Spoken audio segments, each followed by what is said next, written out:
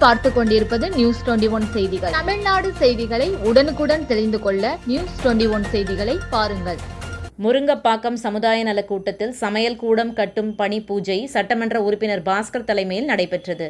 புதுச்சேரி அரியாங்குப்பம் சட்டமன்ற தொகுதிக்குட்பட்ட முருங்கப்பாக்கம் நாட்டார் வீதியில் உள்ள சமுதாய நலக் கூட்டத்தில் சட்டமன்ற உறுப்பினர் தொகுதி மேம்பாட்டு நிதியின் கீழ் சமையலறை கட்டும் பணிக்காக ரூபாய் 17,73,132 திட்டம் மதிப்பீடு செய்து அதற்கான பணி ஆணை பெற்று அப்பணியை தொடங்குவதற்கான பூமி பூஜை விழா நடைபெற்றது.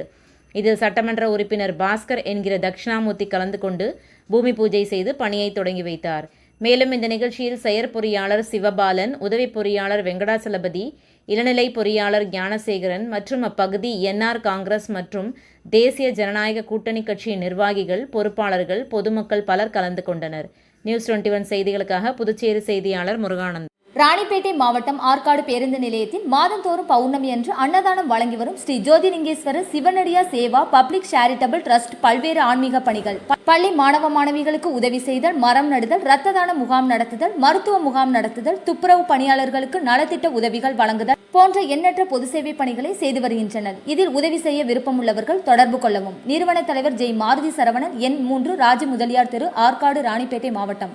மேலும் விவரங்களுக்கு 9040405952 80981817 என்ற எண்ணை தொடர்பு கொள்ளவும்.